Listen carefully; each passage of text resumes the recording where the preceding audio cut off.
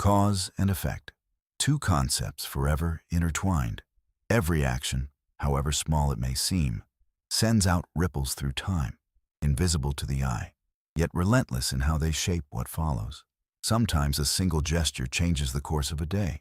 Other times, a sequence of gestures shapes an entire life. Nothing happens in isolation. Every event is the consequence of something before it, part of an endless chain that patient time watches take form. This logic is universal, inescapable, present in human relationships, in historical shifts, in personal tragedy. What we call a moment is, in truth, the culmination of an invisible process, woven together over years. In the late 1990s, Columbine was one of those small American towns where nothing extraordinary ever seemed to happen. Located in Jefferson County, Colorado, it was a middle-class community set against a landscape blending suburban charm with the towering presence of the Rocky Mountains. The streets were clean, the neighborhoods well-planned, and the overall feeling was one of safety and calm. Families knew each other by name, kids played outside, and the biggest worries revolved around local traffic or the snow forecast. Columbine High School reflected that same atmosphere. Founded in 1973, it was considered one of the region's most respected institutions.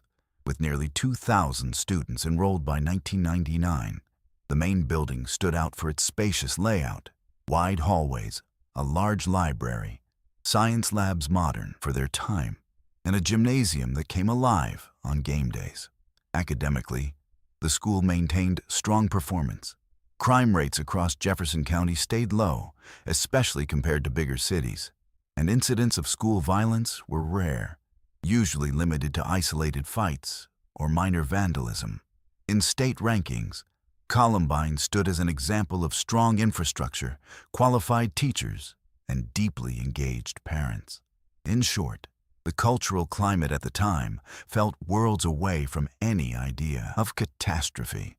The internet was still in its infancy, and most teenagers split their time between sports, parties, part-time jobs, and college plans. Football, baseball, and basketball games brought entire families together in the bleachers. Prom was eagerly anticipated, and homecoming, when alumni returned to visit the school, marked one of the year's most celebrated moments.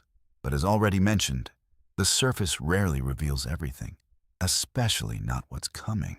Beneath the peaceful, routine ran subtler currents, social pressures, small conflicts, cultural shifts, and new influences quietly taking hold, especially within the teenage world. Small tensions, often misread or simply ignored, built up without most adults ever noticing. Unknowingly, Columbine spent April 1999 living out the final days of its apparent calm. It was shortly before noon on Tuesday, April 20th, 1999, when at least 6 hospitals across the Columbine, Denver, and greater Littleton, Colorado area were placed on high alert. According to school officials, a shooting and explosions were underway at Columbine High School. Around 11:35 a.m., hospitals activated their emergency protocols, and by noon, the first wave of victims began arriving in large numbers. Before long, news broadcasts were already reporting 25 victims, 23 shot, the rest in critical condition. Meanwhile, in Columbine, entire families gathered around the school, watching in anguish as students fled the main building.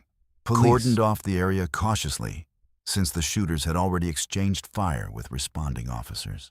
Amid the panic, some bodies lay scattered across the grounds, but no one dared cross the field without assurance they wouldn't be shot themselves.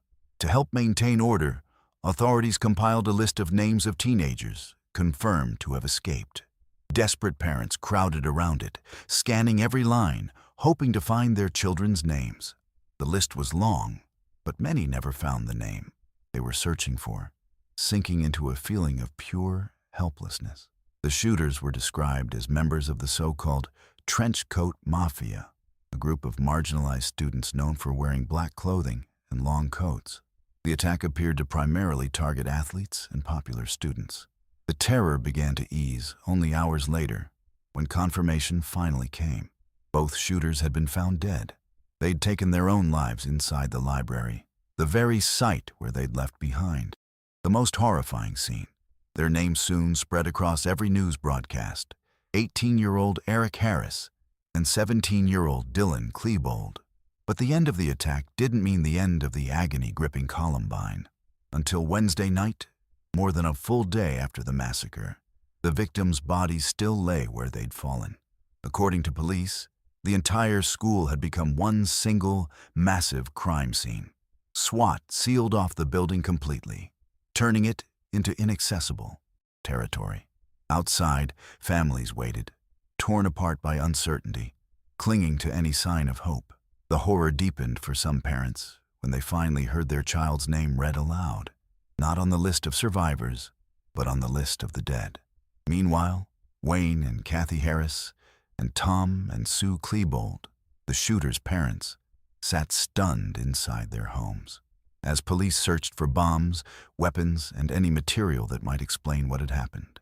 The parents carried, alongside the grief of losing their own sons, the crushing weight of responsibility for the lives Eric and Dylan had taken. Not long after, investigators began piecing together background information. The Harris family had arrived in Littleton in 1993, moving 3 years later to the area south of Columbine High School. It was during this period that Eric met Dylan. The two grew close and had already been involved in small neighborhood crimes together. During the investigation, it came out that just days before the massacre, Eric had been rejected by the U.S. Marine Corps. The stated reason was his use of Luvox, an antidepressant prescribed to treat his obsessive-compulsive disorder. The medication generally doesn't cause severe physical or psychological side effects unless combined with alcohol or other drugs. But no such substances were found in Eric's system after his death, prompting a deeper investigation into his motives for the attack. Dylan Klebold, meanwhile, came from a stable, middle-class family well respected by friends, neighbors, and classmates. Even so, close friends reported that Dylan began to change after growing closer to Eric Harris. The previous March, the two had been arrested on charges of trespassing and theft after breaking into a car and stealing some tools. Even so, they made such a good impression on the juvenile officers handling the case that they were offered the chance to clear their records by completing a rehabilitation program and staying out of further trouble. The central question that soon consumed authorities, friends, and family alike was, at what point did they decide to become mass murderers? The answer came soon after, when it was discovered Eric maintained a website where he openly voiced his fury toward Littleton, particularly toward Columbine's teachers and students. On the site, he made his desire for revenge against anyone who irritated or bothered him unmistakably clear. He also posted results from tests he ran on homemade bombs, built alongside Dylan, the same devices later found at the school after the massacre. In interviews with surviving students and close friends, investigators discovered Eric and Dylan frequently talked about getting revenge on the school's athletes, whom they claimed mocked them and treated them as outcasts. Among their belongings, investigators found a video produced as a class project showing the two walking through the school hallways armed, shooting at everyone who crossed their path. And a clear sign of disturbing behavior long before the massacre itself. Teachers and interviewees also described the two young men as depressed, angry, and admirers of Nazism. According to them, Eric and Dylan showed clear signs of violent tendencies. Many teachers had reported concerns to the school, but no action was ever taken. In fairness, no disciplinary measures could have been applied directly, since up to that point, neither boy had done anything to formally justify one. And despite the growing concern among several teachers, both the Klebolds and the Harrises insisted they were never informed about their sons' behavioral problems. This breakdown in communication between juvenile authorities, school staff, and the parents themselves allowed Eric and Dylan to maintain an appearance of normalcy to everyone around them, all while secretly nurturing their fantasies. After their deaths, it fell to the FBI and Colorado authorities to try to understand when it had all begun and how.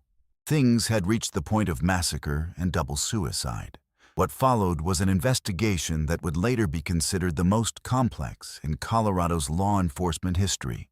Early in the investigation, Eric Harris's journal became the central piece for understanding the events leading up to the massacre. At first glance, it looked like the notebook of an introspective teenager, but flipping through a few pages revealed a much darker world, one where hatred toward the human race was made explicit. Eric didn't hold back, spelling out in plain terms exactly what he and Dylan Klebold intended to do: kill and destroy on a massive scale.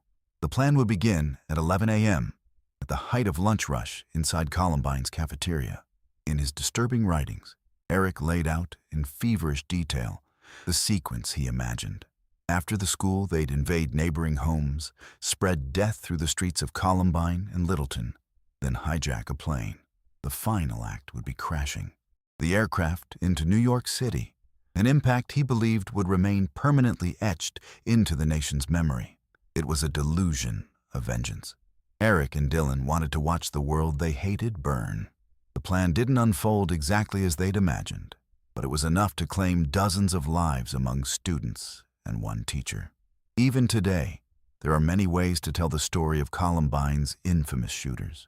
Their actions remain central to ongoing debates about adolescent mental health, the influence of the internet and extremist groups, and security in public and private schools alike.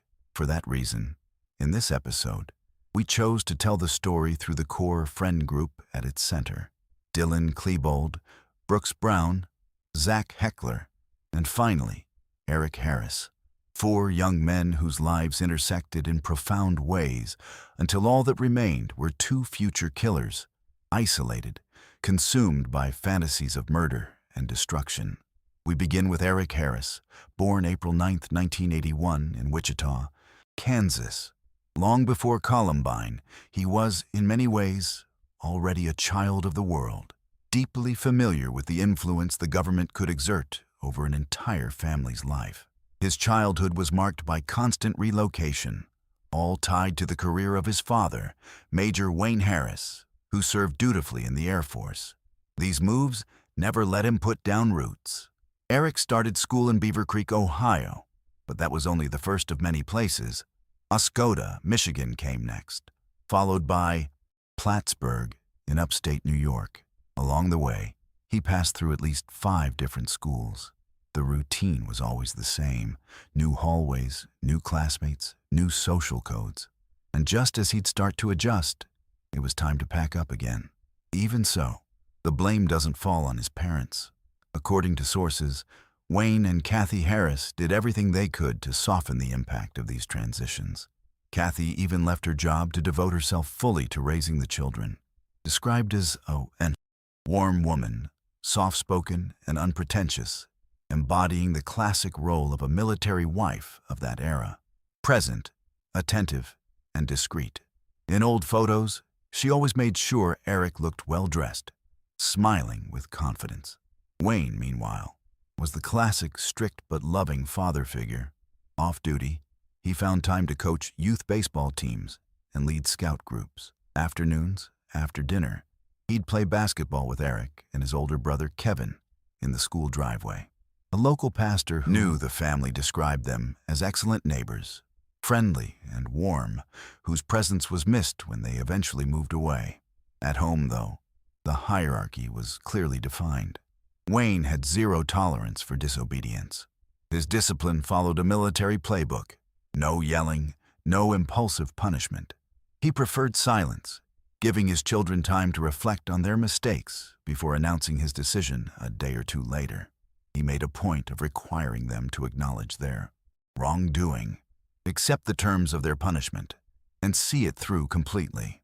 During the investigation, authorities and psychologists concluded Eric was more than just the stereotype of a cold, sociopathic young man. In Plattsburgh, for instance, old friends described him as enthusiastic about sports, sociable, and part of a diverse friend group.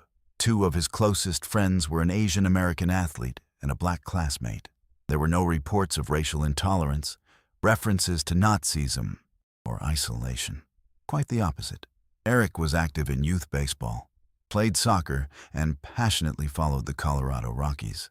In truth, he was marked more by shyness. On the field, his old coach recalled often having to push Eric to swing the bat or pitch. According to him, it wasn't a fear of the ball. It was a fear of failure. Eric couldn't stand the idea of messing up, an anxious perfectionism hidden beneath his shy exterior, one that would later shape deep aspects of his personality. He also dreamed big. Inspired by his father, despite his strict demeanor, he saw him as a role model, often imagining himself as a Marine destined for great battles, and loved playing with toy guns. In 1989, at 8 years old, he moved with his family to Oscoda, Michigan, a small town wrapped in pine trees and near constant fog. The Harris home sat right at the edge of the Huron National Forest, dense, quiet territory. In Eric's imagination, the forest surrounding his home became an epic battlefield, where he always cast himself as the commanding officer.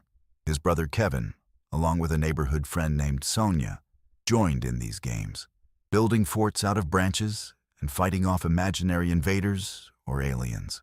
Eric led the missions, coordinated strategy, and always took on the role of the hero.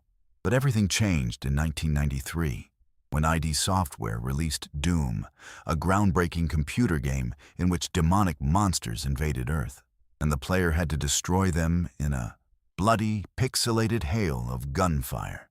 Eric quickly excelled at it, beating nearly everyone he knew, and once he started playing online, discovered he was even better than he'd imagined, triumphing over strangers from around the world. That same year, his father, Wayne Harris, retired from the Air Force, and the family moved once more, this time to Colorado, settling in Jeffco, a middle-class area near Chatfield Reservoir. Eric started 7th grade at a local school, while Kevin enrolled at Columbine High. Not long after, Wayne landed a job at a company supplying flight simulators for the Army, and Kathy took a part-time position with a catering company. 3 years later, in 1996, the Harrises bought a home valued at $180,000, just a few miles south of Columbine. The family was living through a period of real stability and success. Kevin, athletic and sociable, earned a spot on the Rebels football team before heading off to the University of Colorado. Eric, too, seemed to be following the same path. But by that stage of adolescence, he had already sunk far deeper into fantasies of dominance, control, and power. Among the memories recorded in his journal, investigators identified his fascination even with small things, like the simple adrenaline rush of striking a match. There was a persistent sense in him of not belonging, and a strikingly low level of physiological arousal, which made him bore easily and left him experiencing only shallow emotions. He shared these experiences with his friend Dylan Klebold, whom he met upon arriving in Colorado. Luckily for him, Dylan was also excellent at Doom, and the two quickly became perfect partners. Though Dylan was different, he'd been born with remarkable intelligence, and while still very young, was selected for the CHIPS program, designed for gifted children performing above average. Within that small group of prodigies, he stood out for his talent in mathematics. But that brilliance came with a shadow. Early entry into a competitive, expectation-heavy environment turned him into a fairly shy child. His parents, Tom and Sue Klebold, were idealists who cultivated a broad, humanistic worldview, something even reflected in the names they chose for their sons. Dylan was named after Welsh poet Dylan Thomas, while his older brother was named Byron, after the English lord, a symbol of dark romanticism. Tom and Sue met at Ohio State University. He studied sculpture, she studied education, took more practical paths. Tom earned a master's degree in geophysics and specialized in teaching. The move to Colorado came when Tom landed a job with an oil company, settling the family in Jeffco. Dylan was born there on September 11th, 1981, just 5 months after Eric Harris. As a child, Dylan joined the Scouts, earned merit badges, and won the prestigious Pinewood Derby, the wooden race car competition. Competitive by nature, he also stood out in sports, pitching in youth baseball and idolizing the great players of the professional league. The Klebold home reflected his parents' values, clean, organized, with a subtle intellectual atmosphere. Dylan, though, loved getting dirty, coming home with hands caked in mud, chasing that simple rebellion as a sense of freedom. In the Jeffco neighborhood, he made his first friend, Brooks Brown, but the greater influence came from Judy Brown, Brooks's mother, the first adult to encourage Dylan's love of reading, handing him books he devoured quickly. At the time, Judy was considered the heart and soul of the neighborhood, preparing snacks, organizing sleepovers, treasure hunts, and encouraging adventures for the kids. Dylan and Brooks met through the school's gifted program. Both were bright and shared similar physical features: long faces, narrow chins, broad foreheads. Their friendship ran deep, and the two spent hours on the Browns' couch, splitting time between video games and cookies. Judy saw Dylan as a polite, gentle, sensitive kid. He, in turn, adored her, often running to greet her. Years later, Judy would say it was hard to imagine a sweeter child, though it took only the smallest slight to bring out his ego. The first time Judy witnessed this was when Dylan was 8 or 9, during a summer outing along a creek bank in town. The activity required the kids to cross the stream, and many of them slipped and fell because of the current and the wet rocks. The activity wasn't dangerous until Dylan slipped and fell, standing back up with his shirt covered in mud. The fall was clumsy enough to draw laughter from the other kids, including Brooks.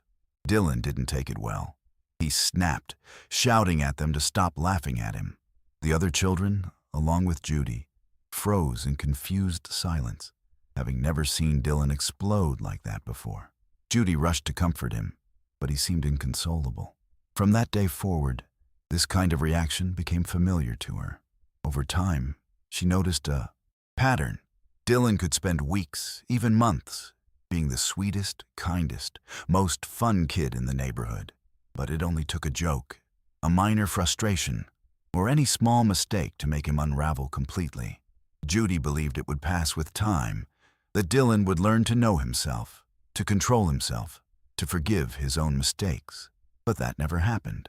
In the 1990s, as Denver grew, the Klebolds sought refuge away from the city's growing bustle, moving to Deer Creek Mesa, a residential Littleton surrounded by hills and Rocky Mountains.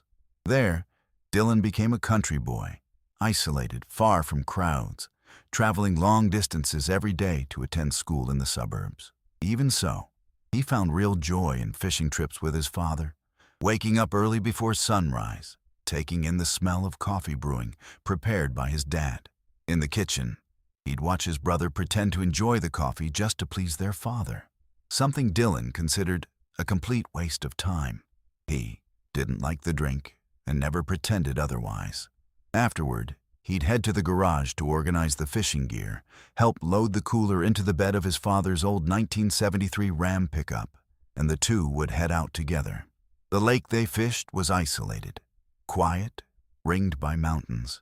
Dylan liked to simply stand at the shoreline, watching. The hard part was always the return, having to face civilization again. This cycle continued until mid-1996, when Dylan and Brooks met Eric Harris. Together, the three began attending Columbine High School. At school, the three bonded over shared shyness and a common interest in philosophy, Renaissance literature, and nihilism. Among them, Eric was the first to show signs of breaking from his own shyness. In his freshman year, he worked up the nerve to ask a classmate to the homecoming dance. The girl would later say, in an interview, that Eric was reserved, easy to overlook. A few days after the dance, Eric asked a friend to invite her over to his house. When she arrived, she found Eric lying on the floor, head resting on a rock, surrounded by fake blood, pretending to be dead. The stunt frightened her, and she refused any further contact with him after that. Later that same semester, Eric handed his teacher a poem titled "I Am." In just 18 lines, he repeated 5 times how cool he was, describing himself as someone floating above the crowd, highlighting his flawless grades, while also trying to appear emotionally deep. "I cry when I see a dog die," Eric wrote. Investigators later discovered he'd carefully kept every one of these school assignments, as though proud of the way he fantasized about himself. Outside school, Eric only shared this kind of intimate writing in online chat rooms, usually with girls. His work generally portrayed empty worlds, devoid of humanity, dead and hopeless landscapes. Every so often, he'd pose a question to the girls he chatted with online. If only a handful of people were left in the world, would they choose to repopulate the Earth or accept extinction? When one girl answered she'd choose extinction, he agreed, saying he'd do the same, and genuinely wished he could make that happen. It would still be years before the Columbine massacre, but fantasies of extermination were already present, recurring, deeply rooted in Eric's mind. He nurtured the distorted belief that he was a special figure, destined for some great achievement, even if that achievement was fundamentally destructive or meant killing innocent people. Meanwhile, Dylan Klebold followed his own path. In his freshman year, he met Zach Heckler. In later interviews, Zach said Dylan was the first person who truly understood him. According to him, Dylan was magnetic, quiet, observant, with a sharp, dry sense of humor. In his view, neither Brooks nor Eric ever really understood him the way Dylan did. In many ways, Dylan seemed like a melancholic kid, drawn to destructive thoughts. Isn't much information available about Zach, but we do know that during the school year, he'd be involved in a significant incident involving threats against a classmate, something we'll cover in more detail later. For now, what matters is understanding that the four teenagers ultimately became friends. Eric met Zach through his habit of sneaking out of his own classroom to visit Dylan's, where the two traded quick jokes and inside references only they understood. Before long, Zach picked up a nickname, as was common among the group. Eric and Dylan started calling him KB because he was always eating or chewing on something. They spent a lot of time together, mocking other students and even adults, along with hours debating action movies, horror films, and science fiction. Sometimes, Eric, Dylan, and Zach would head to the mall, trying to catch girls' attention. Eric took the lead, striking up conversations easily, while the other two hung back, less involved. Zach recalled how Eric had a natural gift for charming people. Dylan, by contrast, stayed reserved, his main interaction with girls happening through the school's theater group, where he worked as a sound and lighting tech. Also part of this group was Rachel Joy Scott, a future victim of the massacre. She wasn't friends with Dylan, but she was frequently the target of jokes from him and Eric because of her Christian faith. Over time, the group grew, welcoming Nate Dykman and Chris Morris. They gathered mostly at Dylan's house, where the atmosphere felt welcoming. His parents genuinely invested in his friends having a good time. At Eric's house, the mood shifted. When Major Wayne Harris was home, the air felt heavy. But in his absence, Eric took over the basement, turning it into a hangout for friends and girls, and using it to practice shooting his pellet gun at crickets in the yard. As with most teenage friendships, the dynamic shifted over time, but the bond between Zach and Dylan grew stronger. They shared a similar sense of humor and a kind of anger at the world that set them apart from Eric. Even so, they still needed him. Eric was the one who steered the group, and he, in turn, never drifted far from them either, since he needed an audience, something that, combined with other factors, fed his growing obsession with mastering Doom even further. Once he got bored of the original levels created by ID Software, Eric decided he could take control of the digital universe himself. So he hacked the game, essentially, and began building his own characters, heroes, and villains, inventing unique obstacles, impossible levels, and increasingly violent, elaborate storylines. His monsters had muscular bodies, bull horns, claws, and fangs. Some wore medieval armor combined with modern weaponry. One even had flamethrowers where its arms should be. Victims were depicted burning alive, decapitated, or holding their own severed heads. He posted these levels online, convinced he was the most creative mind in the doom community. In his writings, he described the sensation as feeling like a god. Over time, his writing made increasingly clear that his primary motivation was the pursuit of control, something that would become even more evident during his sophomore year. The tipping point came from a falling out with Brooks Brown. While the two were driving along the same road, a rock was thrown from the direction of Brooks's car toward Eric's, striking his windshield. Accounts of what actually happened vary, but the fact remains, Eric was furious. He was intensely attached to his car, a white Honda, and interpreted the incident as a complete act of disrespect. From that point on, he nursed an exaggerated grudge against Brooks, verbally attacking him at school and avoiding any conversation.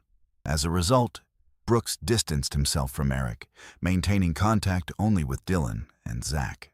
Around this same period, Eric's personality grew more volatile, and his appearance began reflecting the shift. He started wearing combat boots and black clothing, adopting an alternative style close to grunge, maybe leaning slightly goth. He began frequenting stores like Hot Topic and military surplus shops, hunting for clothes that projected a raw, near-military aesthetic. Not everyone approved of the change. Older bullies mocked his new look, but unlike before, Eric now fired back with provocations of his own. Dylan, by contrast, stayed quiet in the face of insults, though he too adopted a more subtle version of Eric's aesthetic. Old classmates recalled that the two chose to embrace the role of outcasts, since they'd never really been officially labeled before. Though viewed as odd, they were far from isolated. In practice, they had their own group, made up of friends who respected each other and looked down on the aesthetic of athletes and popular kids. The final symbol of this shift emerged in 1997, on Halloween, when student Eric Dutroux decided to dress as Dracula. His parents bought a black trench coat from Sam's Club. The costume didn't quite work, but the coat itself caught attention. Dutroux decided to make it part of his everyday look, even after being ridiculed for it. In response, he leaned even further into the style. Before long, the trench coat became a trend at Columbine. Other boys began wearing the piece, dressing head to toe in black, even during hot summer days. Soon, someone nicknamed the group the Trench Coat Mafia. Eric Dutroux, Chris Morris, and a handful of classmates formed its core. Eric Harris and Dylan Klebold were never officially part of the group, though they knew its members and spent time around them. And when the trend faded, Eric and Dylan kept wearing their own trench coats, a habit they carried all the way to the end, since, on the day of the massacre, both of them wore the long coats. The story of the trench coat itself was mundane, but the media transformed the garment into a macabre symbol. Even today, a black trench coat in a school setting is quickly associated with tragedy. Long before they planned the massacre, Eric and Dylan had already taken steps toward the abyss. In 1996, they'd sneak out at night for small acts of vandalism. By the second half of 1997, this had intensified. The two, along with Zach Heckler, started pulling late-night pranks using spray paint, flashlights, and toilet paper. For Dylan and Zach, these were simply forms of fun, a bit of rebellion. But for Eric, they carried far more weight. The proof lies in his journal, where he referred to these acts as missions, making clear he saw himself as the leader.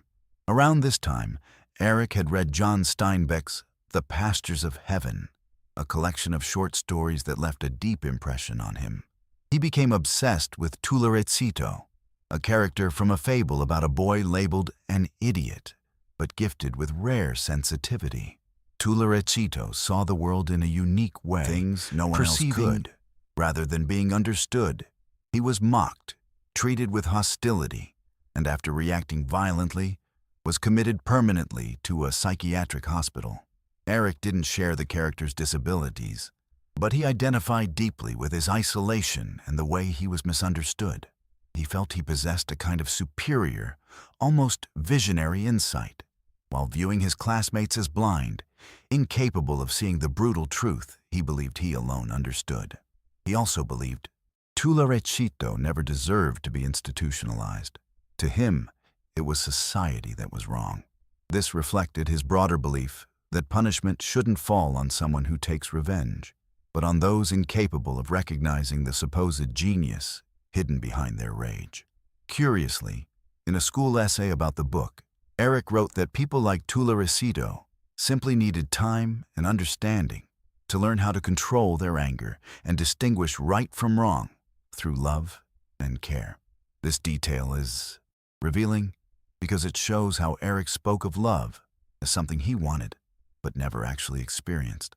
The very same hands that wrote that sensitive essay would go on to lead him down a path of violence because his first real victim was the Brown family. After the falling out with Brooks, Eric began directing his rage toward them. During a snowball fight with friends, he broke off a chunk of ice from his home's gutter and threw it at the car of one of Brooks' acquaintances, denting the trunk.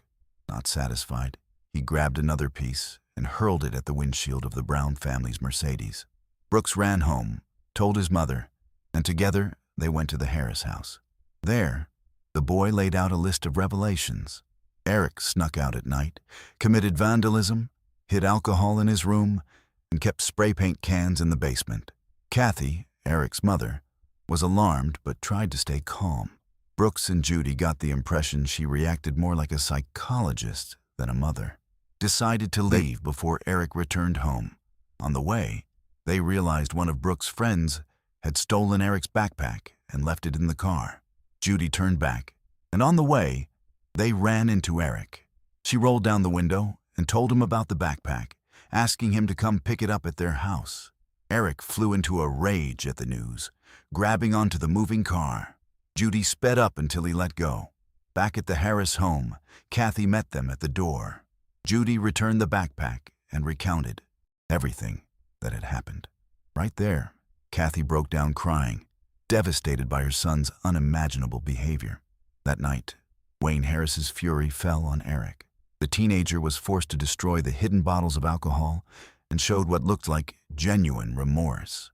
But in his journal, he wrote that it was all an act, that he'd lied, and felt no remorse whatsoever. Wayne reviewed the situation and, after speaking with Kathy, recorded his own verdict in a notebook.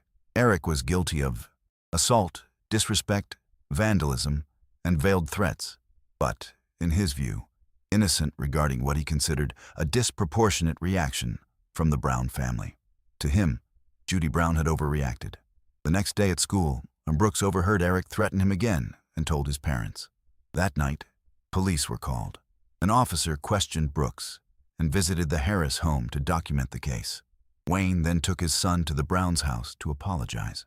The boy walked up to the door alone, where Brooks's parents were waiting, apologized, and said he'd never hurt Brooks. Judy, however, responded that he might be able to fool his own parents, but not them. Eric froze, asking if she was calling him a liar. She confirmed it and warned that if the threats continued, she'd call the police again. The whole encounter left Eric shaken and, above all, furious at having been exposed. His frustration turned back toward the nighttime missions, which only escalated. He, Dylan, and Zach began directly, throwing toilet paper across yards, setting off fireworks, and even smearing modeling clay onto the Brown family's Mercedes. Eric also carried some of this behavior into Columbine itself, drawing the attention of the school administration. Even so, he bragged about it all on his personal website, not just recounting the stories, but posting Brooks' name, address, and phone number, actively encouraging readers to harass him. And with the success of these missions, he grew increasingly interested in small firework-based explosives. Judy Brown noticed these changes and warned her husband that Eric was inching closer to becoming a criminal. The couple repeatedly tried talking to Wayne and Kathy Harris and kept calling the police, but Wayne saw these interventions as a threat to his family's reputation and grew irritated by the police involvement. Days later, he met with other parents and Columbine's principal, Frank DeAngelis, who relayed suspicions about Eric, alcohol use, and possible involvement in recent damage to the school. The principal even said he'd involve police if necessary. Confronted, Eric denied everything, emphatically. In the notebook where he tracked his son's behavior, Wayne recorded his conclusions and cleared him once again. The notebook went unused for a month and a half, until new accusations surfaced. This time, Wayne received a visit from a Jeffco police officer, relaying suspicions of vandalism. Once again, Eric denied it. The nighttime missions, though, only intensified. Eric had become addicted to the adrenaline. But the same wasn't true for Dylan. He seemed tired, weighed down by deep sadness, and began drinking secretly in his room, isolating himself further online. On nights without missions, he'd spend hours messaging random girls, often bragging about being drunk without his parents' knowledge.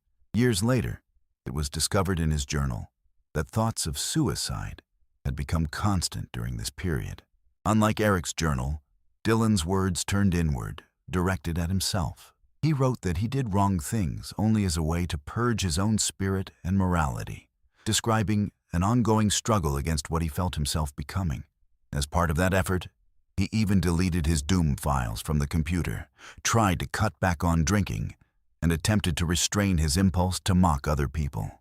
While Eric wrote about hatred and the extinction of humanity, Dylan quietly struggled with his own existence, unsure where he was heading within himself. Even so, the missions continued. Eric grew ever more creative, at one point bringing along Dylan's sawed-off pellet gun during a mission, firing it at random houses. But the true turning point came when the two began building homemade bombs. With help from the internet, Eric developed new types of explosives and remote detonation devices, documenting each new advance on his website. Zach was surprised by these creations, but showed no fear or concern. The bomb building continued to advance when the trio's dynamic was shaken. Zach officially began dating Devin Adams, someone he'd already been involved with since the summer of 1997. Eric didn't seem to mind much, but Dylan was devastated. In his journal, he wrote about his unhappiness, even going so far as to say he wouldn't mind killing Devin. He also claimed only Zach truly understood and valued him, something he felt Eric could never offer. Some sources suggest Dylan harbored unrequited feelings for Devin himself, though that seems somewhat unlikely. In his journal, Dylan mentions his first love, a girl named Harriet, whom he met shortly after these events. He felt abandoned, describing being treated like a stranger by both Zach and Devin. In his loneliness, he believed finding love would help. But Harriet, apparently, never returned his feelings. The growing distance from Zach sent him spiraling emotionally. He wrote that he longed to find love, but felt trapped in a dark period of his life, one bleak enough that he considered buying a gun to use on himself. Notably, Zach served as an important anchor, even if he may not have fully realized it. There was a previously mentioned moment where he showed his own anger and erratic behavior. In mid-1998, a boy at school began showing interest in Devin and following her around. This student wasn't part of Eric and Dylan's inner circle, but moved through the same spaces. Zach snapped, confronting the boy directly, making it clear Devin wasn't available. Accounts describe a heated confrontation in the hallways, with Zach becoming verbally aggressive and intimidating enough that it drew in teachers and school administrators. Within the friend group, Zach carried himself with a kind of alpha male energy, not because he was popular, but because he was fiercely protective of what he considered his own. In contrast, Dylan saw himself as the opposite, withdrawn, incapable of pursuing what he considered essential, like love. And while Zach reacted passionately, publicly, Dylan simply accumulated resentment over their relationship and over his own passivity. It was only a matter of time before the trio's full rupture arrived. That October, the trio hacked into the school's computer system, obtained the list of locker combinations, and began stealing from students' lockers. They were caught quickly and brought to the principal's office. After talks with their families, the school decided not to involve police, agreeing the disciplinary records would be destroyed after graduation. At the school's request, Eric and Dylan were grounded for a month, barred from contacting each other or Zach. Eric also lost computer access. Despite the punishment, Eric and Dylan stayed close, while Zach drifted away, particularly from Eric.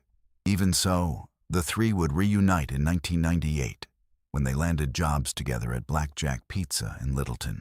Brooks also got a job at the pizzeria, though falling out with Eric, the two barely interacted. According to co-workers, Eric and Dylan were sometimes funny and outgoing at work, but often isolated themselves, talking quietly only to each other. In general, they'd invite friends to the pizzeria, where they'd listen to music, sample pizzas, and spend hours talking. Following this distancing from Zach and Brooks, Eric shifted his focus away from homemade bombs and toward attacks against schools instead.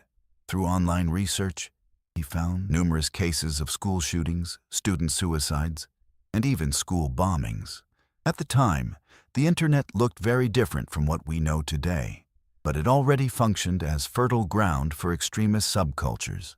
Neo-Nazi websites were already active, like Stormfront, founded in 1995, uniting proponents of white supremacy, anti-Semitism, and racist propaganda.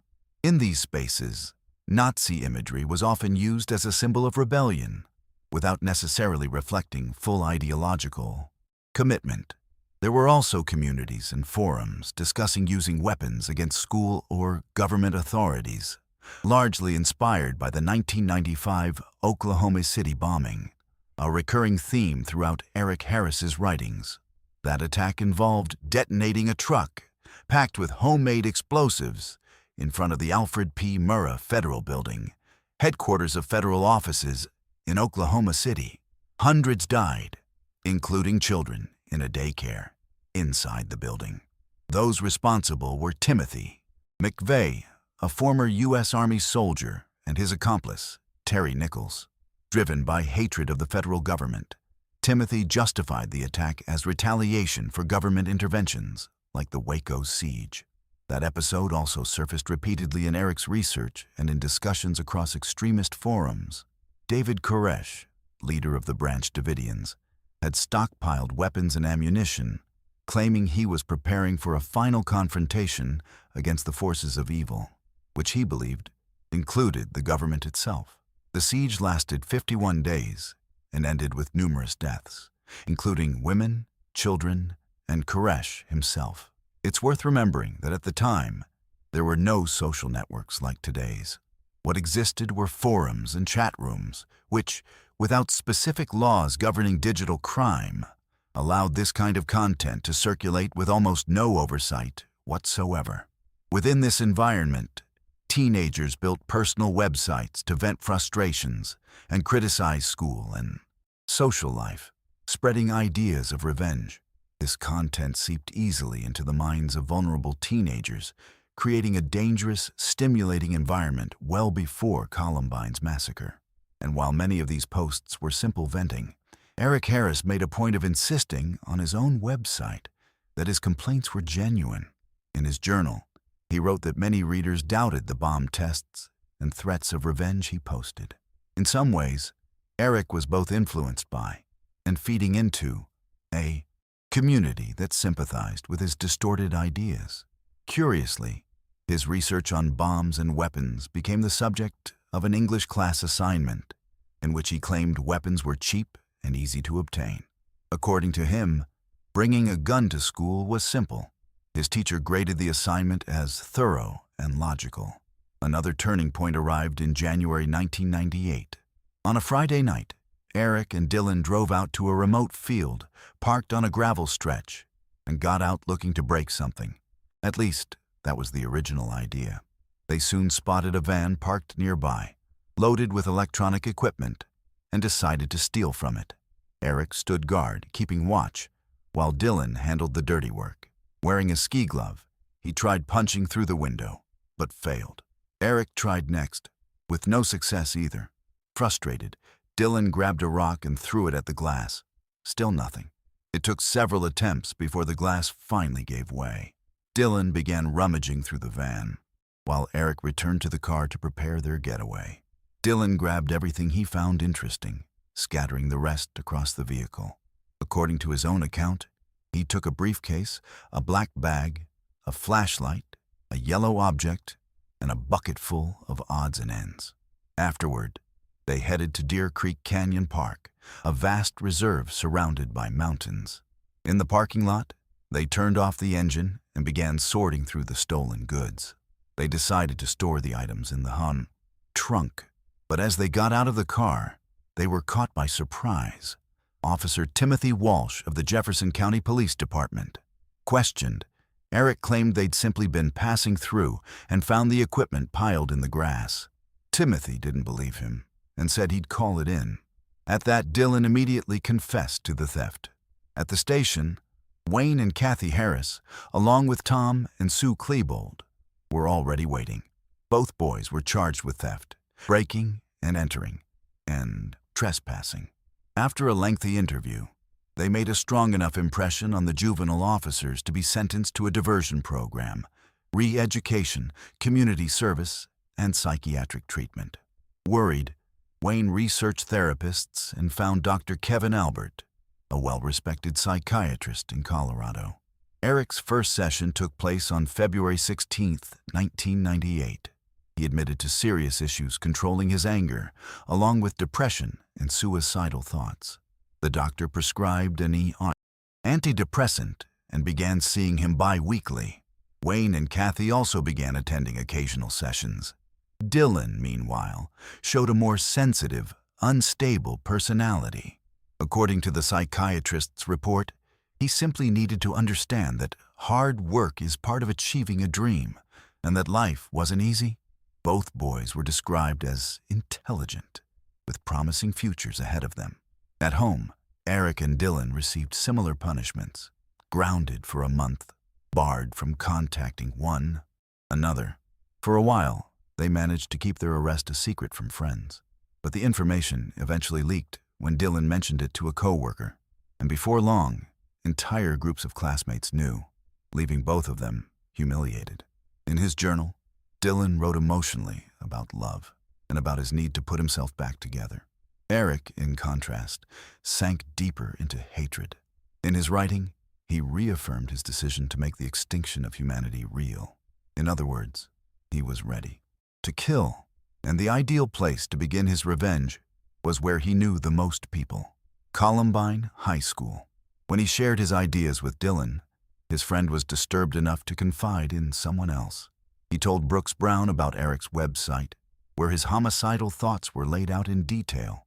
When Brooks looked, he found explicit threats against people at the school, including himself, and without hesitation, told his parents, who called the police. That same day, investigators from the Jefferson County Police Department visited the Brown family. They took notes and filled out a report on everything, but it was later discovered that none of it ever made it into the district attorney's file. A serious error, since Eric Harris and Dylan Klebold were, at that very moment, awaiting the outcome of the van break-in case, and this new report could have carried far greater consequences, potentially stopping what was about to happen. Unaware he'd been exposed by Dylan, Eric intensified his homicidal thoughts on the website and began actively searching for weapons. And at this point, for reasons that remained complex, Dylan chose to help him. Though conflicted about killing other people, he too carried deep frustration and rage toward society. As he wrote in his journal, he believed his destructive acts would save his own soul.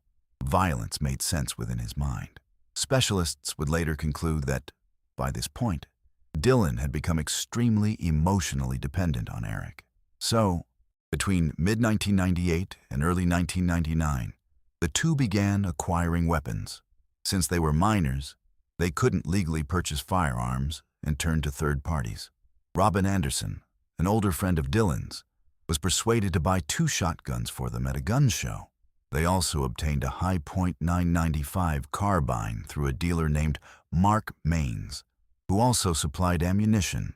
Throughout much of March 1999, the group tested their arsenal, though firearms were only part of the plan. Their larger goal was to trigger a massacre on an unprecedented scale, and to do that, they began building homemade explosives. Following instructions found online, Eric and Dylan manufactured dozens of devices, Molotov cocktails, propane bombs, and improvised devices packed with nails and gunpowder. In total, it's estimated they produced more than 90 devices in the months leading up to the attack. Eric's basement became an underground laboratory, everything documented on video and in writing, and aware they needed to test the arsenal before what they called D-Day. They'd head out to remote areas of Littleton to experiment with the bombs, filming detonations and recording the results in their journals. What worked? What needed adjusting? Better recipes? How to maximize impact using common materials? This testing phase, while amateurish, proved essential to avoiding technical failures during the school attack. Throughout their preparations, they maintained a facade of normalcy, attending classes, participating in the social events. Even so, Eric began showing visible changes, like frequently talking about Nazism. In his journal, he praised Hitler and recorded Nazi salutes, irritating some of his classmates. He consumed this content obsessively, seeking to justify his plans. At a certain point, he realized he needed to tone down his behavior to avoid raising suspicion. Around this same period, he made an effort to smooth things over with Brooks Brown, greeting him and treating him better, easing the tension between them. Brooks would later say Eric tried getting closer, specifically to reduce the odds of his family calling the police again, which could have put the entire attack plan at risk. Meanwhile, he and Dylan kept building up supplies, ammunition purchased online, tools, tactical clothing. Eric also used his computer skills to hide files and create maps modeled after the school itself. The two considered several dates for the attack. They looked at April 19th, the anniversary of the Oklahoma City bombing, but ultimately settled on April 20th, Adolf Hitler's birthday. A choice hardly coincidental, wouldn't you say? The symbolism made clear this went beyond the personal. It was ideological. They wanted the world to understand this as a declaration of war. So, on the night of April 19th, 1999, they acted like everything was normal. They made their final notes, packed backpacks with explosives, and recorded their last videos. At 5 a.m. on the 20th, they dressed in dark clothing and loaded weapons and bombs into the car. Before heading to the school, they left explosives at other points around the city, including a distant field meant to distract police and pull them away from Columbine.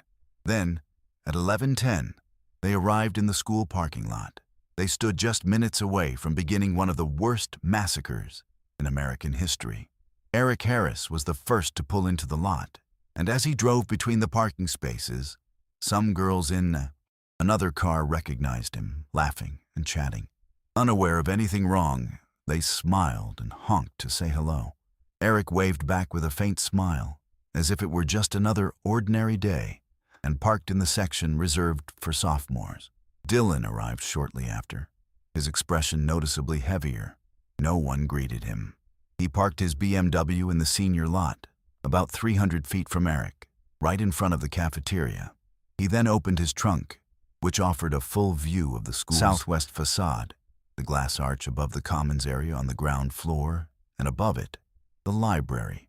It was a strategic point the two knew well, since the windows offered clear visibility and access to the very heart of the school. As he prepared, Eric was caught off guard by Brooks Brown. The young man had stepped out to smoke and noticed Eric had parked in the wrong spot. Curious, he walked over to ask him about a test they were both supposed to take that morning. As he got closer, he saw Eric pull out a large duffel bag, far too heavy to seem ordinary. Eric, bag over his shoulder, stopped and looked directly at Brooks. Calmly, he told him none of it mattered anymore, adding that he actually liked him now and that he should go home. Brooks stood frozen for a moment, trying to make sense of the strange words. Then he remembered the website, and it clicked. He lowered his head and walked away from the school. Shortly after, Dylan and Eric entered the cafeteria and planted 2 bombs. Eric placed his near the soda machine on the west side, while Dylan positioned his near the central table on the east side. The devices sat just a few feet apart, meant to maximize the blast, with timers set for 11:17 a.m. Afterward, they returned to the parking lot got in their cars, and drove to a field east of Wadsworth Boulevard, between Ken Carroll and Chatfield Avenues. The location, roughly 3 miles away, had already been set with 2 incendiary devices. They then hurried back to the school to wait for the cafeteria explosions, which never came. Meanwhile, Jefferson County's dispatch center had already received its first 911 call, a citizen reporting an explosion and fire near Wadsworth Boulevard. The damage was enough to mobilize the Jefferson County Sheriff's Office and Littleton Fire Department. This had been the first diversion, but with the cafeteria bombs failing to detonate, Eric and Dylan headed to the top of the west staircase, both wearing black trench coats, carrying backpacks and duffel bags. From the highest point, they had a clear view of the school's west facade, the senior parking lot to the southwest, part of the junior lot, the cafeteria exits, and the athletic fields. A few seconds later, they pulled shotguns from their bags while keeping 9mm semi-automatic pistols concealed under their coats. And that's when they began firing. The first victims were 17-year-old Rachel Joy Scott and her friend Richard Castaldo, who were eating lunch on the grass in front of the Upper West entrance, near the north side of the library. Rachel was known at Columbine for her Christian faith and for spreading messages of hope on the school's walls and bulletin boards. She was frequently the target of the pair's mockery and was already known to Dylan personally. The first shots hit her in the face and leg before Eric executed her at point-blank range with a shot to the head. Richard, beside her, miraculously survived despite being hit 8 times, though he was left paralyzed from the chest down. According to Richard, Eric mocked Rachel before killing her. Some sources suggest it was tied to her faith, though no version has been confirmed, since Richard himself said he doesn't remember the exact words. After the attack, the shooters made their way down the stairs toward the cafeteria, encountering 15-year-old Daniel Rohrbo, who was helping his friends Sean Graves and Lance Kirkland carry equipment. All 3 were shot and fell quickly.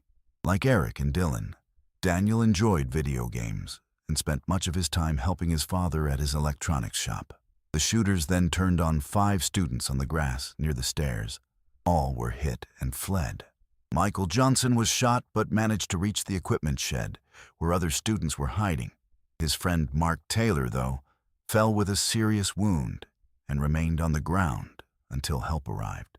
Dylan then noticed some of the boys near the stairs were still alive. He walked down and approached Daniel, executing him at point-blank range. Daniel's body remained exposed for hours, visible to police, students, and the media, lying in a pool of blood. Dylan also fired again at Kirkland, who, despite his injuries, survived. Shortly after, the 2 moved further down the stairs and spotted student Mary Rockhell. Eric fired several shots at her, but she survived by luck. At that moment, Brooks Brown, already off campus, heard the commotion and called the authorities. The school custodian also sought help, calling school security guard Neil Gardner, who was eating lunch near the parking lot. Without having heard the gunshots himself, Gardner headed straight for the school. At the same time, a student who'd witnessed the attack on Rachel called 911, reporting a student had been shot. Gardner heard the call over his radio and realized Columbine was under an active shooting attack. Inside the building, teacher David Sanders tried to make sense of the screams and chaos in the hallways. Once he understood what was actually happening, he began helping staff hide students under cafeteria tables. Outside, Deputy Paul Smoker of the Jefferson County Sheriff's Office was riding his motorcycle after issuing a traffic ticket when he received the call.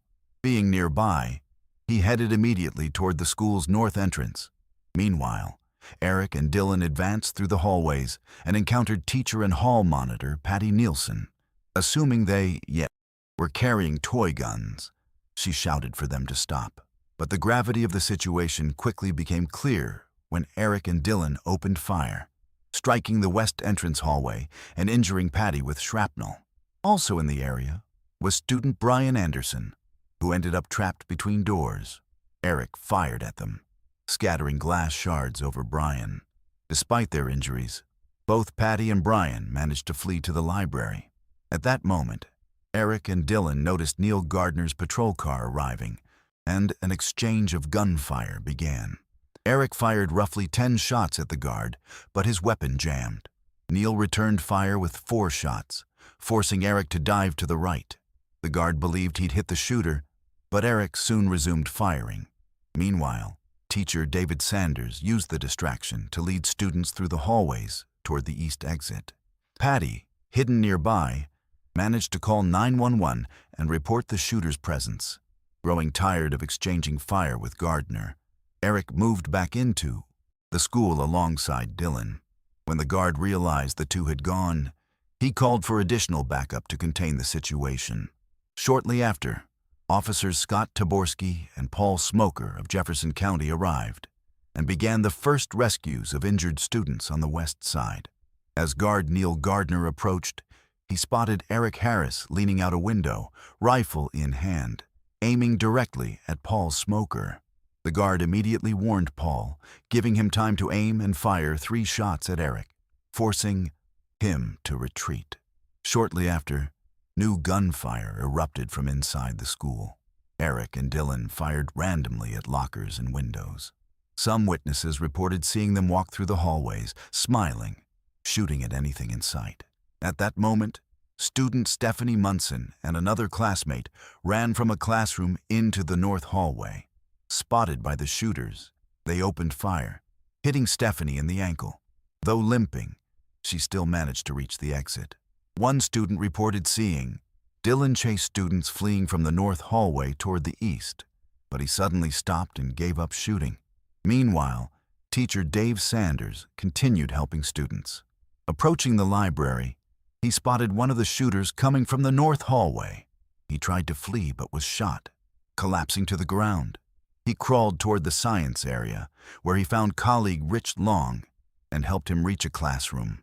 There, a group of students, including 2 Eagle Scouts, Aaron Hansey and Kevin Starkey, provided first aid. Outside, guard Neil Gardner continued requesting backup. A perimeter was set up at the southeast corner of the student parking lot. As students and teachers continued escaping, Neil received reports the shooters were also throwing what appeared to be grenades around the school grounds. The severity of the situation and the danger posed by the two grew with every passing minute. Meanwhile, Eric and Dylan remained in the library hallway, firing randomly and throwing homemade bombs down stairwells and corridors. Around 11:28 a.m., more students managed to escape, hiding behind patrol cars and reporting the shooters were using what looked like Uzis, shotguns, and grenades.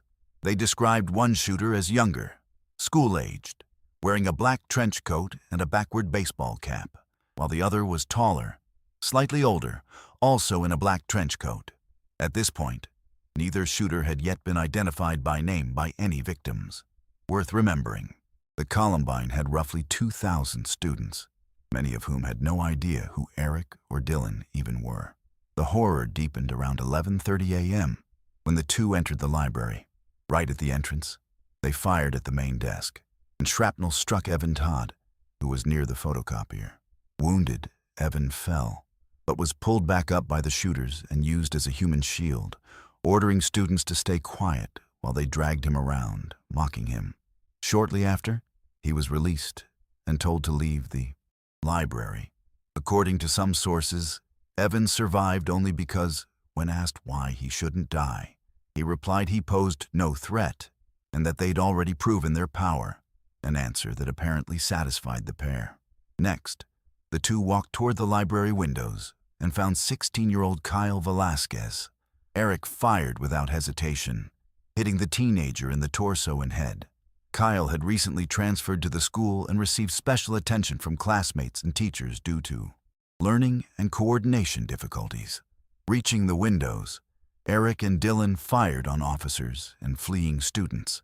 Police returned fire immediately, forcing them to pull back, which sent them turning their attention back to students inside the library.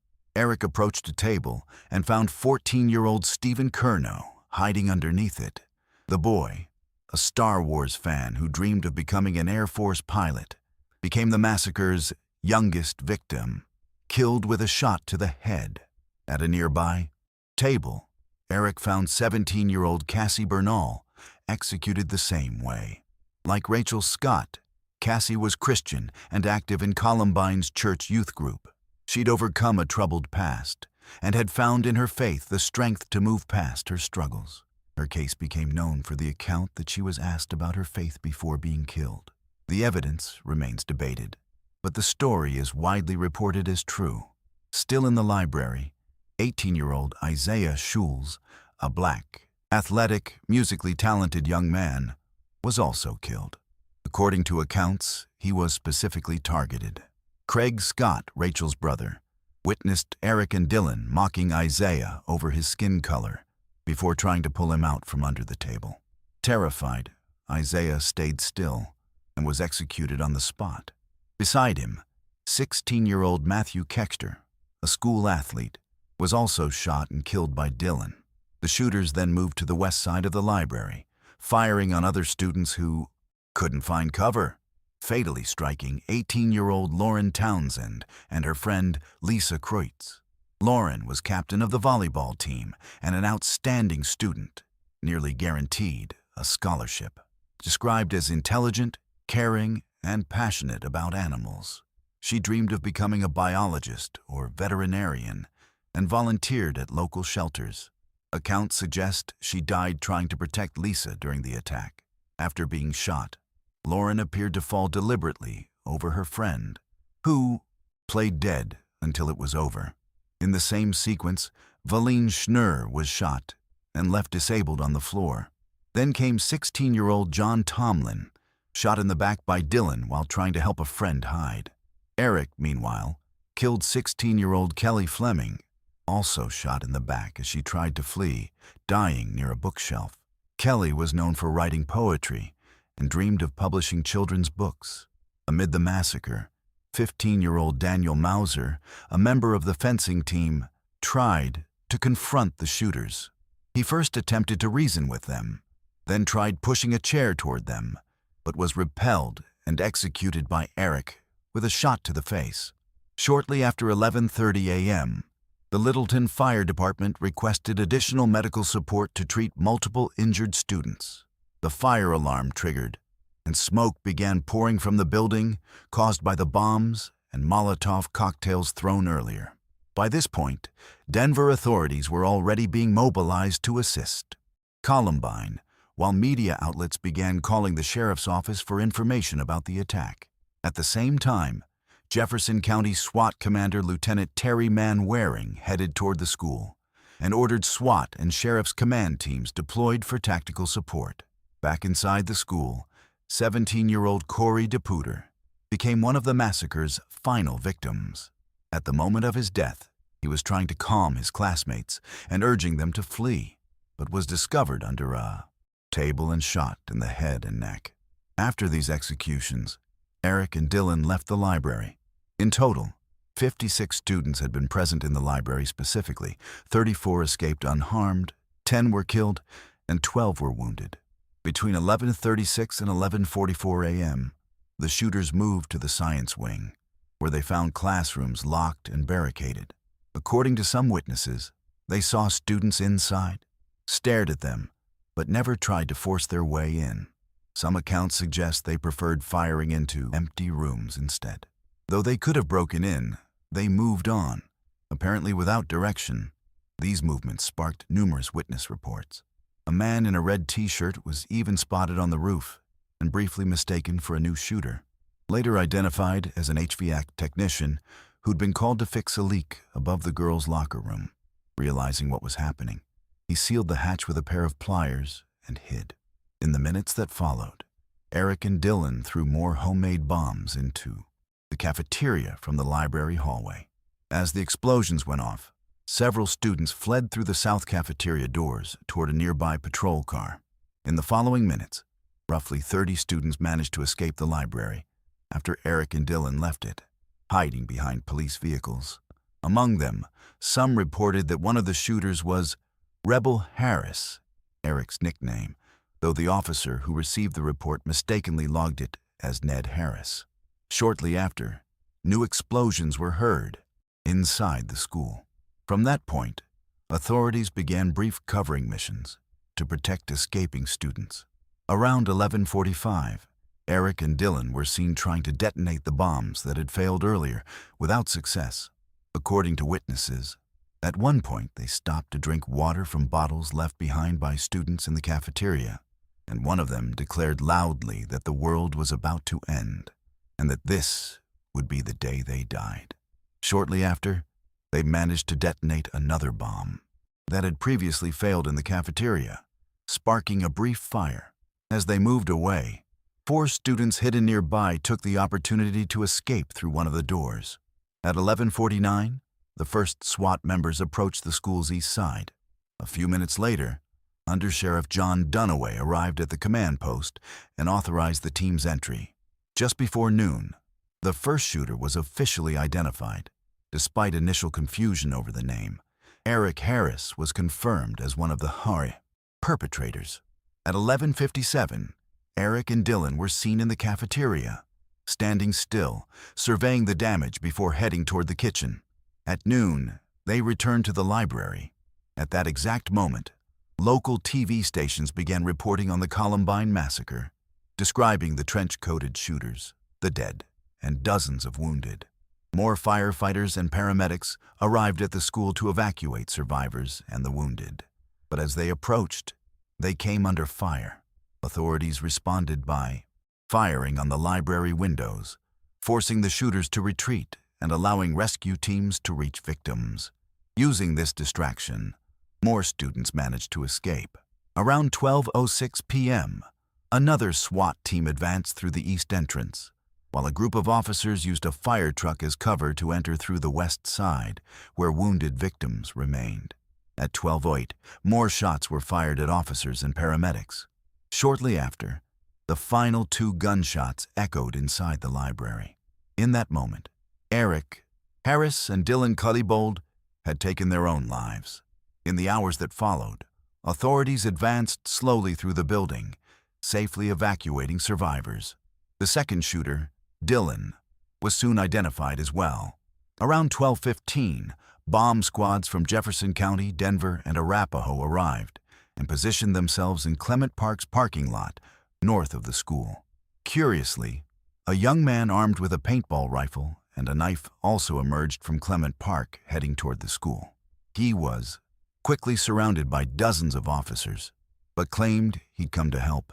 He was detained until authorities confirmed he had no connection to the shooters. Meanwhile, bomb technicians from the Littleton Fire Department, ATF, and FBI joined the teams already on site. In total, 16 specialists took part in the initial response, some assessing the construction of the explosives, others investigating the suspects' homes, providing safety information to first responders, or entering the school to disarm remaining devices. Before 12:30, the entire country was already following the Columbine tragedy. In one interview, a student said the shooters were connected to the Trenchcoat Mafia, a group of outcasts who used the coat as a symbol, though he couldn't provide any names. Soon, families arriving at the scene were directed to reunite with their children or confirm whether they were among the survivors or the dead. Around 1 p.m., SWAT continued reconnaissance and tactical positioning. Still, fearing the shooters might resume firing, unaware at that point that both were already dead. The advance through the school remained slow and cautious, prioritizing student evacuation above all else. At the same time, the first investigators arrived at the Harris and Klebold homes to inform the families of their son's involvement in the attack. The reaction was one of complete disbelief, especially from Wayne Harris, who, up until that moment, still believed in his son. Back at Columbine, media outlets broadcast harrowing footage from the library.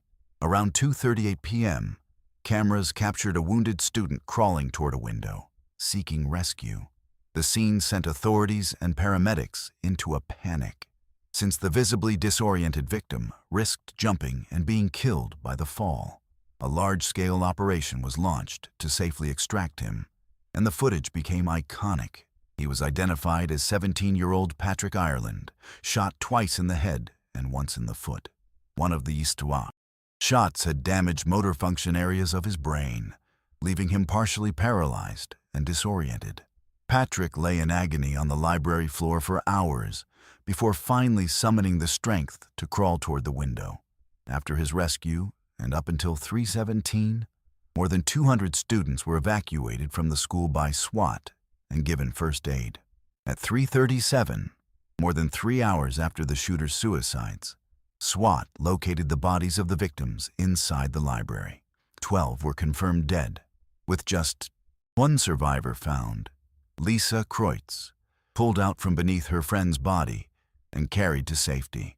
Among the dead were Eric Harris and Dylan Klebold, both with self-inflicted gunshot wounds to the head, weapons and explosives scattered on the floor beside them. With confirmation of their deaths, authorities were finally able to move with less urgency. Sweeps continued throughout the building, unlocking rooms and assessing the damage. In the science area, they found students gathered around teacher David Sanders, sadly, already gone. He'd fought hard to survive, but hadn't made it. The news devastated survivors and the broader community, since Dave had been one of Columbine's most beloved teachers. That very April, he'd spoken to students about prom, warning them about the dangers of alcohol, recalling the loss of a friend from his own high school years. He loved Columbine. He'd studied there himself and was respected by everyone. In the end, David Sanders gave his life for his students. For him, the school had always represented hope. In life, Dave fulfilled his role as a teacher, and in death, he fulfilled the role of a hero, staying beside his students even in the face of the worst school massacre in American history. Shortly after the students were evacuated, it was confirmed Eric Harris and Dylan Klebold had died by suicide. This eliminated the possibility of a conventional criminal trial. There would be no trial, no defense, no sentencing. Even so, the American justice system doesn't exist solely to punish the guilty. It also seeks to identify indirect responsibility, investigate failures, and issue recommendations to prevent future tragedies. So, even without living defendants, there was significant legal activity, deep investigations, and collective efforts to establish secondary accountability, from the killer's parents to school officials, police, security personnel, and even weapons and ammunition companies. The Jefferson County District Attorney's Office, led by Dave Thomas, began compiling the facts. The Columbine massacre was classified as mass homicide, followed by double suicide, and evidence collection became one of the largest forensic efforts in Colorado's history. The prosecution worked alongside the FBI, Jefferson County Police, State Police, and the Bureau of Alcohol, Tobacco, Firearms, and Explosives. The first step was sealing off and isolating the crime scene. The school remained closed for weeks, and the library, where the highest number of deaths occurred, was thoroughly examined before eventually being demolished and rebuilt. More than 10,000 pieces of physical evidence were collected, including videos, journals, ammunition, weapons, surveillance footage, and computers. Prosecutors also obtained the killer's home videos, known as the basement tapes, never released publicly in full, but central to understanding their motives. Even without a criminal trial, the district attorney's office decided to convene a grand jury, an investigative body responsible for examining possible negligence and indirect accountability. Its work led to subpoenas for testimony from victims' parents, classmates, school staff, and police officers. These investigations revealed, in detail, the shooter's plan. Based on their journals, it became clear the massacre had been scripted like a 3-act film. Everything would begin during lunch, exactly 2 minutes after the bell. While students sat comfortably, laughing, distracted, the school would transform into a killing field. Within seconds, dozens would be dead. Act 1 involved 2 homemade bombs, hidden inside duffel bags designed to look ordinary. Inside were propane tanks connected to gasoline-filled containers, packed with nails, pellets, and improvised shrapnel. Each bomb was wired to modified alarm clocks serving as timers. Eric had drawn the schematics with obsessive precision, testing synchronization and impact. The bags were meant to be placed beside two structural columns at the heart of the cafeteria. The explosion would create a devastating fireball, killing dozens within seconds and potentially collapsing the floor above. Later simulations confirmed the plan was technically viable. The second-floor collapse was plausible. The fire would have spread rapidly, and the entire structure could have come down within minutes. As the timers counted toward catastrophe, Eric and Dylan planned to run outside, splitting off at 90-degree angles. Each would head to his own car, strategically parked roughly 300 feet away, meant to serve as a mobile fortress. From there, they'd begin Act 2. At 11:17, if everything had gone according to script, the bombs would detonate. Chaos would engulf the school. The ceiling would collapse, and then the two shooters would emerge, weapons drawn, ready to begin the massacre. Dylan would carry his Intratec Tech DC-9, a 9mm semi-automatic pistol, and a shotgun, both with sawed-off barrels for easier concealment. Eric would carry his high-point 9mm carbine and a modified shotgun. In their tactical vests, purchased online, they carried more than 80 portable explosives, pipe bombs, CO2 cartridge devices Eric nicknamed crickets for the sound they made when activated, along with Molotov cocktails and specialty knives. The violence had been planned in layers, from impersonal explosions to intimate, brutal, bloody violence up close. There was a certain morbid theatricality to it all. They knew exactly what they would do, where they would be, and the effect they hoped to achieve. Once the cafeteria bombs went off, they'd advance from opposite sides of the school. They'd even devised a hand signal system to coordinate their movements. They knew many would survive and try to escape, and that's when they'd position themselves in classic military formation, crossing lines of fire at right angles to their targets, firing without risk of hitting each other.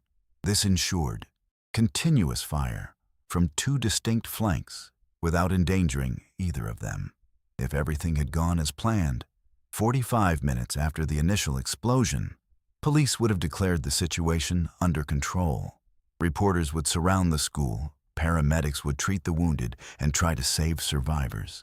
Then, precisely timed, Act 3 would unfold.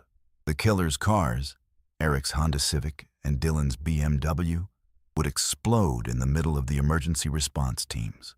Each vehicle been converted into a deadly trap, loaded with 2 propane devices and more than 75 liters of gasoline stored in orange plastic containers. According to the investigation, had every device functioned as planned, the death toll could have reached as high as 1,000. In their home recordings, the massacre was titled Judgment Day, and the date chosen deliberately. The existence of Eric's journal and the so-called basement tapes, deeply disturbing evidence, was initially kept sealed, out of public view. At the time, little was known about the killer's actual motives, and the case became defined by speculation about revenge over bullying. Later analysis, though, revealed the reasons ran far deeper.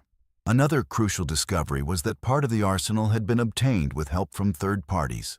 Robin Anderson, Dylan's friend, was 18 and had legally purchased weapons at a gun show, handing them off to the minors. Additionally, Mark Maines sold ammunition to the pair, despite knowing they were underage. Robin was never prosecuted, having fully cooperated and claiming she had no knowledge of their plans. Mark, however, was sentenced to 6 years in prison for illegally supplying ammunition. The shooter's parents also faced dozens of civil lawsuits filed by victims' families. And while never criminally charged, Sue Klebold, along with Wayne and Kathy Harris, were held civilly liable for failing to prevent their sons from accumulating an arsenal at home. Most of the lawsuits ended in out-of-court settlements, with amounts never fully disclosed. Additionally, Colorado Governor Bill Owens created a special commission, bringing together officials from the judiciary, education, public safety, and mental health sectors. The result was the Columbine Review Commission report, published in 2001. Though carrying no legal force, The document became a central piece in formally closing the case, delivering 50 recommendations for policy and legal reform, including tighter gun sale regulations, revised police protocols for active shooter situations, and psychological intervention programs in schools. With the shooters dead, the ammunition dealer's trial concluded, and civil settlements finalized with the parents. The Jefferson County District Attorney's Office officially closed the criminal investigation in 2004, 5 years after the massacre. Documents, videos, recordings, and evidence remained sealed for years, sparking controversy between the public's right to information and the family's right to privacy. In 2006, following intense public pressure and legal requests from the press, Sheriff John Stone released part of the archive, including reports on the police response and the shooter's background. Columbine's massacre left a lasting legal impact. Colorado and other states passed laws tightening firearms sales, including at gun shows and private sales, imposing harsher penalties on adults who supplied weapons to minors, establishing more aggressive police protocols for active shooters, and introducing school psychologists and behavioral monitoring programs into public schools. Additionally, debates on psychopathy emerged, driven largely by Dr. Duane Fuselier. From the earliest days of the investigation, Duane, a clinical psychologist, retired FBI special agent, and expert in crisis response and behavioral analysis, led the FBI team tasked with understanding the psychological profile of shooters Eric Harris and Dylan Klebold. In Duane's assessment, Dylan didn't fit the term psychopath. In his analysis, Dylan was a deeply depressed, suicidal teenager, full of internal conflict and feelings of rejection. His depression generally manifested as anger, particularly directed at himself, something Dylan carried in excess until it eventually turned outward. He was a vulnerable young man, drawn into Eric's orbit of control, who gave him a target to channel his self-destructive drive. Columbine. This pattern is common in joint mass attacks, though it obviously doesn't diminish his responsibility for picking up a weapon and firing on innocent people. Regarding Eric Harris, Duane was far more direct. In his view, Eric was a textbook psychopath, narcissistic, lacking empathy, and deeply controlling. The massacre was, at its core, more an expression of Eric than of Dylan, representing his pursuit of power and superiority. Renowned psychologist Robert Hare argues that psychopathy is largely innate, a predisposition that can be intensified by abuse or neglect. Violent upbringings tend to amplify brutal behavior, but according to Hare, environment doesn't create psychopathy. It only worsens it. In other words, even a loving upbringing can't prevent a child born with this condition from becoming dangerous, since they'll never develop genuine emotion. Psychopaths learn through experience how emotions are supposed to function, but only simulate them in social contexts, something explicitly visible in Eric throughout most events in his life. This differed sharply from Dylan, who, in his journal, described deep, conflicting emotions. Psychopaths feel little and only in limited ways. Eric, for example, described sadness over losing his dog, but only in a superficial way. He also displayed strong indignation, as when he wrote about being irritated whenever someone compared themselves to him.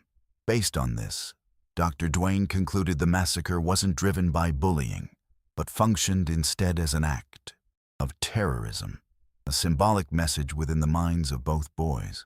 In his view, the crime only happened because the two complemented each other perfectly. Eric was cold and strategic, while Dylan was emotional and self-destructive. Alone, perhaps neither would have acted. But looking back on these events, it's impossible not to think of the victims, who had no choice but to live with the scars these criminals left behind. Years later, many survivors shared their ongoing struggles. Patrick, in the window, survived with severe neurological damage. He had to relearn how to speak, walk, and eventually run. Against all odds, he graduated high school, earned a degree in business administration and finance from the University of Colorado, built a career in banking, and became a motivational speaker. He summarized his resilience in a single sentence: "I decided I wasn't going to be defined by what happened to me." Another survivor was Anne-Marie Hochhalter, 17 at the time, eating lunch outside the school when she was shot in the back, leaving her paralyzed. She spent months in hospitals, confronting her new physical reality and the psychological trauma. 6 months after the massacre, her mother took her own life, unable to bear the pain. Even so, Anne became an advocate for gun violence victims, participating in forums, support groups, and gun control initiatives. In 2016, she said she forgave Dylan's parents, though she could never forget. Evan Todd, known as the human shield in the library, also survived. He spent years in silence, battling post-traumatic stress, before eventually channeling his experience into political activism. He became a Second Amendment advocate, arguing armed teachers could prevent future attacks, a controversial stance that sparked national debate. Craig Scott, Rachel Scott's brother, was also in the library. He witnessed the deaths of 2 friends and hid until it was over. After the massacre, he fell into depression, battled suicidal thoughts, and developed an anxiety disorder. He later became one of the most active voices against school violence, founding Rachel's Challenge, inspired by his sister's writings. The project has reached thousands of schools across the United States, promoting empathy, inclusion, and awareness around bullying and teenage depression. Among other notable stories is that of Valine Schnur, wounded by shrapnel during the massacre. While lying on the library floor, Dylan Klebold approached her and asked whether she believed in God. Valine said yes, and he simply looked at her before walking away. After the massacre, the media confused Valine's account with that of Cassie Bernal, one of the fatal victims, spreading the belief that Cassie had been killed for professing her faith. In the years since, Valine fought to have her own account acknowledged. She went on to graduate college and lives a private life, though she's said in interviews that she still suffers nightmares and that the massacre stays with her every day. Another striking case is Austin Eubanks, who lost his best friend, Corey DePuter, in the library. Austin himself was shot in the arm and knee and became dependent on opioids to cope with the emotional pain. After years battling addiction and recovery, he became an advocate for mental health in the fight against the opioid epidemic. In 2019, though, he was found dead of an accidental overdose. At 37, Jennifer Doyle, classmate to several victims, wasn't physically injured, but developed severe agoraphobia and couldn't complete her studies in person, spending years unable to enter a school environment at all. Brooks Brown, friend to both Dylan and Eric, was spared by the shooters, but his story became a target of criticism. Despite having reported Eric to police months earlier, he was ostracized by a community that blamed him for failing to prevent the tragedy, something that followed him for years. He eventually found freedom from that guilt by publishing the book No Easy Answers, calling out failures on the part of the school, police, and media. In the years following the massacre, Sue Klebold, Dylan's mother, battled breast cancer, post-traumatic stress disorder, and panic attacks. She and Tom divorced in 2014, after 43 years of marriage. In an interview, Sue said the Columbine tragedy had become the only thing left binding them together. She later took a public path, writing the 2016 book A Mother's Reckoning, donating the proceeds to mental health organizations, and becoming a public speaker, including delivering a widely watched TED Talk. Sue Klebold became an active voice in suicide prevention and mental health awareness, remaining a leading figure on the topic to this day. Tom, by contrast, remained private. The Harris family chose complete silence. Wayne and Kathy avoided interviews, media, and public life entirely, remaining reclusive. They stayed together, continuing to live in the Denver area, though in a different home. Their older son, Kevin Harris, went on to serve in the Army, married, and currently works as a physical therapist. Unlike the Klebolds, the Harrises never engaged in public discussion, choosing instead a private life. Columbine became a landmark, both for its tragedy and for catalyzing a new legal and social approach to school violence.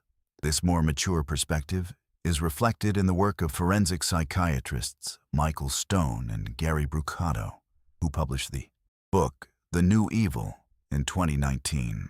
According to the authors, some crimes of recent decades don't fit the patterns of previous centuries.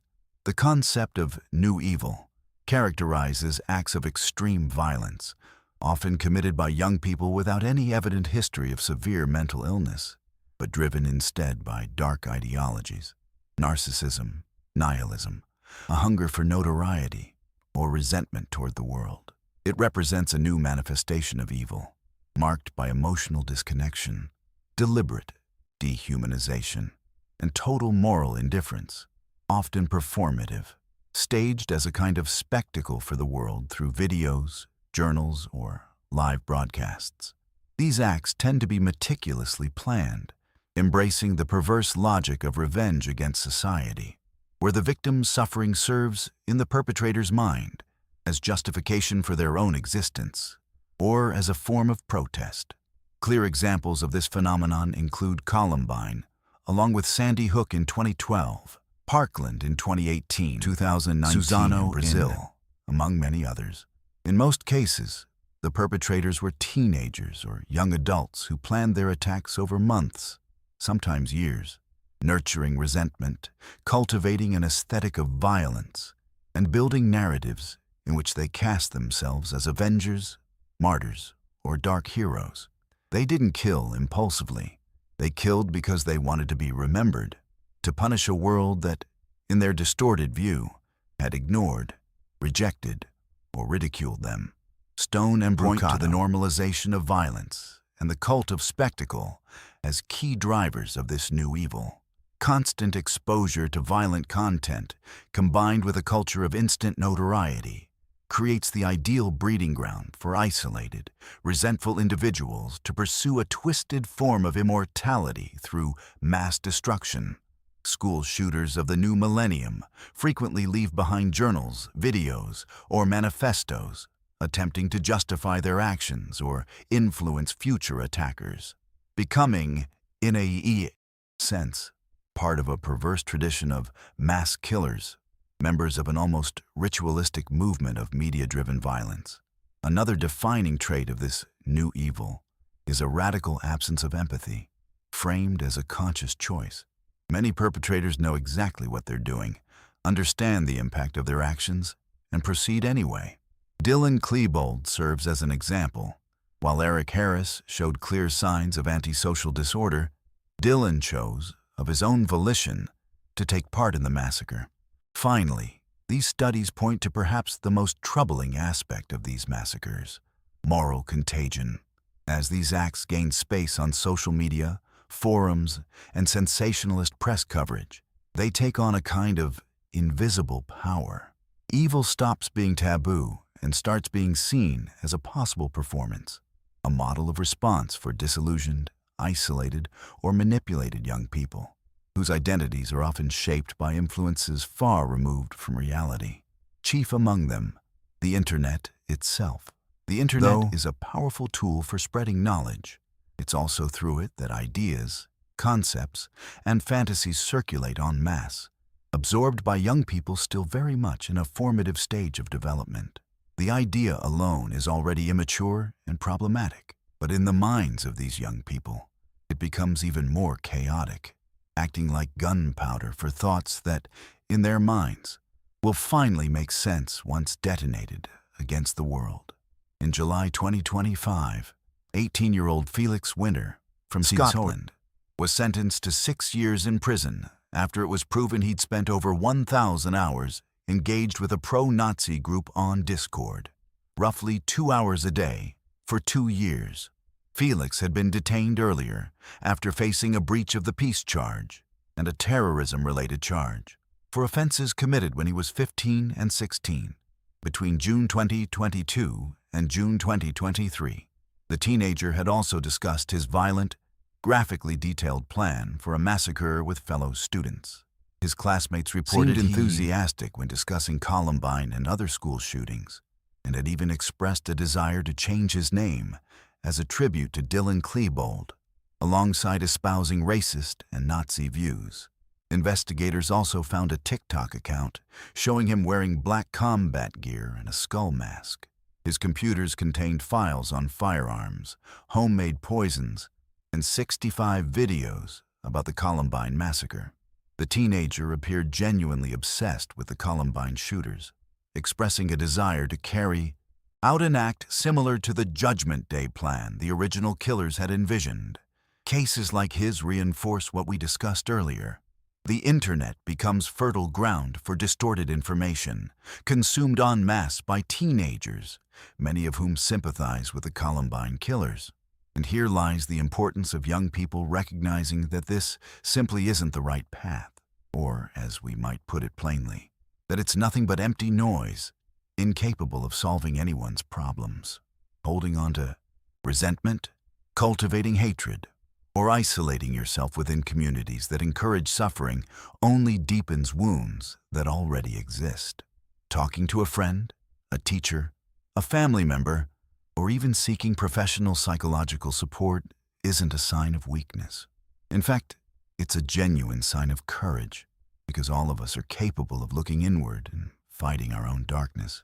And accepting help doesn't diminish that courage in any way. After all, no difficult chapter lasts forever. Life always offers new chances to rebuild, and every choice can bring us closer to the person we want to be, for ourselves and for the people who care about us. Happiness doesn't arrive instantly, but it becomes possible when we make room for it, without letting fear, anger, or pride shut every door.